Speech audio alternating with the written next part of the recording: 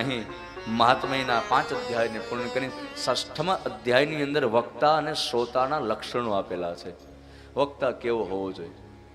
વિરક્તો વૈષ્ણવો વિપ્રો વેદ શાસ્ત્ર વિશુદ્ધિકૃત દ્રષ્ટાંતો કુશલો ધીરો વક્તા કાર્યોતિ નિષ્પૃહ. પેલો જે શબ્દનો પ્રયોગ કર્યો છે વિરક્તો, આ વક્તાના આમાં તો આવું લખ્યું છે મહાત્માની અંદર,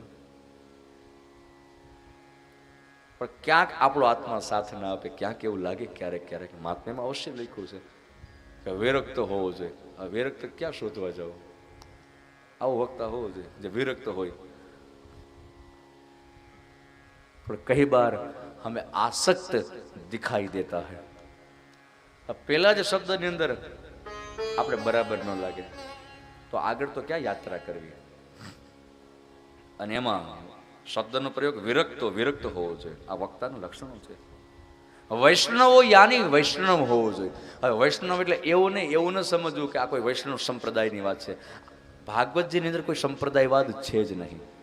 કારણ કે ભાગવતજીનો પહેલો જ શ્લોક છે, હમણાં જ આવશે, સત્યમ પરમ ધીમહિ. આ સત્યનો ગ્રંથ છે, આમાં કોઈ સંપ્રદાયવાદ ન હોઈ શકે. તો અહીંયા કહ્યું છે વૈષ્ણવ યાની વૈષ્ણવની અંદર વિષ્ણુ શબ્દ છે. અને વિષ્ણુ એટલે શું? વિષ્ણુ એટલે સર્વવ્યાપક. અને સર્વવ્યાપકતા કેને કહેવાય? જેની દ્રષ્ટિમાં બ્રહ્મ હોય, જે બધાયમાં લક્ષ્મી અને નારાયણ દર્શન કરે, જે બધાની અંદર પરમાત્માના દર્શન કરતો થઈ જાય, આને વૈષ્ણવ કહેવાય સાહેબ. બહારના કોઈ સંપ્રદાયની વાત નથી. આવો વૈષ્ણવ વક્તા હોય એને વૈષ્ણવ. વિરક્તો વૈષ્ણવો વિપ્રો યાની બ્રાહ્મણ. વક્તા એ બ્રાહ્મણ હોવો જોઈએ. મહાત્માના શ્લોકમાં લખ્યું છે વિરક્તો વૈષ્ણવો વિપ્રો, એ બ્રાહ્મણ હોવો જોઈએ. વક્તા એ બ્રાહ્મણ હોવો જોઈએ. મહાત્મા કહે છે બ્રાહ્મણ ન હોય એ વ્યાસપીઠનો અધિકારી નથી સાહેબ. એ ભલે આપણો પછી ભાવ હોય, બધા સમાજના લોકો કથા કરે છે અત્યારે, એ બધાને વંદન ને બધાને પ્રણામ, પણ એટલું યાદ રાખજો મહાત્મય અને ભાગવતીના સિદ્ધાંત પ્રમાણે એ બ્રાહ્મણ વક્તા હોવો જોઈએ. જો બ્રાહ્મણ વક્તા ન હોય તો એ કથા એ સફળ બનતી નથી. મહાત્મા એમ કહે છે. કારણ કે આ શબ્દનો પ્રયોગ એમ કર્યો વિપ્રો, એમ નથી કહ્યું વિરક્તો વૈષ્ણવો ક્ષત્રિયો, વિરક્તો વૈષ્ણવો વૈશ્યો, વિરક્તો વૈષ્ણવ ક્ષુદ્રો, એમ નથી કહ્યું. લખ્યું છે વિરક્તો વૈષ્ણવો વિપ્રો. વક્તા બ્રાહ્મણ હોવો જોઈએ. જો અન્ય વર્ણને જો અધિકાર આપ્યો હોય તો અહીંયા લખવામાં આવ્યું હોય વિરક્તો વૈષ્ણવો વિપ્રો ક્ષત્રિયો વૈશ્યો શુદ્રો, તો અવશ્ય તો કોઈ વાંધો નથી સાહેબ. તો બધા આનંદ કરો, બધા વ્યાસ ગદ્ય પર બિરાજમાન થાવ અને સમાજને. પણ લખ્યું છે વિપ્રો બ્રાહ્મણ હોવો જોઈએ.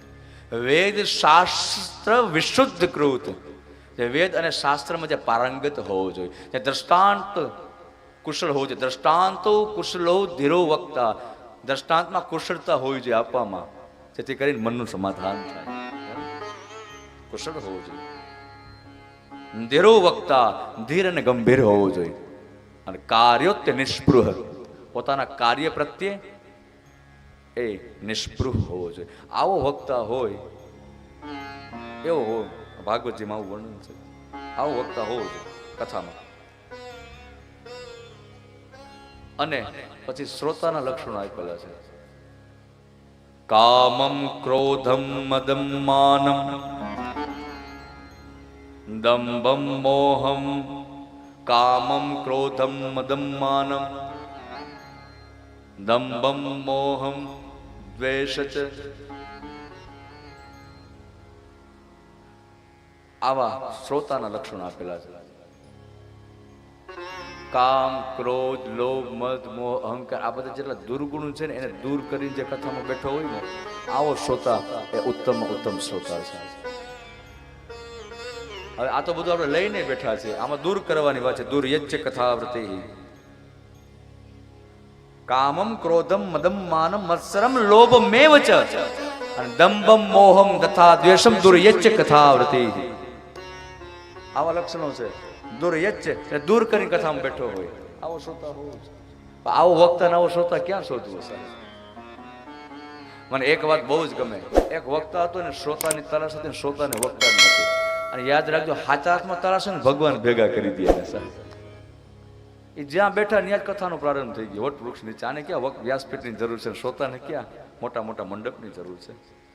આમ જેમાં મારો આત્મા સાથ આપે છે, હું એ વાત કરું છું. અવશ્ય આ મહાત્મ્યમાં અધ્યાયના 6થા અધ્યાયમાં વક્તાના શ્રોતાના લક્ષણો આપેલા છે. એ સ્કંદ પુરાણ પદ્મ પુરાણ રચિત છે, એને મારા વંદન છે, બરાબર જ છે. પણ જેમાં મારો અંતરાત્મા સાથ આપે, જેને મને અંદરથી રાઈટ કરે છે સાહેબ કે આ બરાબર છે, એ વાત કરું છું. કે કેને શ્રોતા કહેવાય ને કેને સાચા અર્થમાં વક્તા કહેવાય. હા, ધ્યાન દેના. એ સાચા અર્થમાં બંનેની ભાવનાઓ જોડાયેલી હતી. ત્યાં જ કથાનો પ્રારંભ થઈ ગયો. વક્તાએ એટલી અદ્ભુત અને એટલી સુંદર ભાવથી કથા સંભળાવી, એટલી સુંદર રીતે કથા સંભળાવી, અને શ્રોતા એટલી સુંદર રીતે સાંભળી. વર્ષોના વર્ષો ઘણો સમય વ્યતીત થઈ ગયો. એમાં બંનેના પરિવારજનો એની શોધખોળ કરે છે.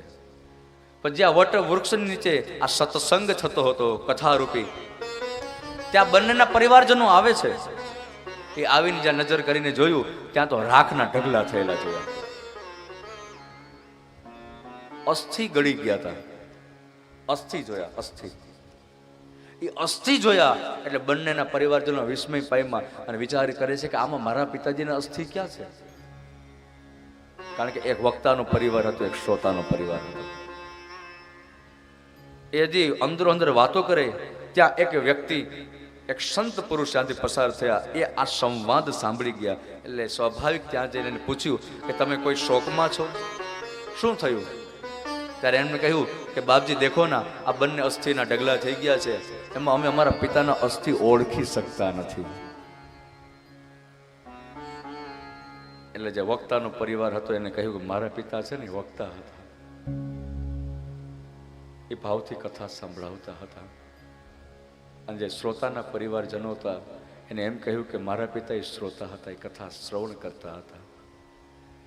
અને આ શબ્દ જે સંતે સાંભળ્યા એટલે સંતે તરત એ અસ્થિની નજદીક જઈ અને અસ્થિમાં દ્રષ્ટિ કરીને જોયું.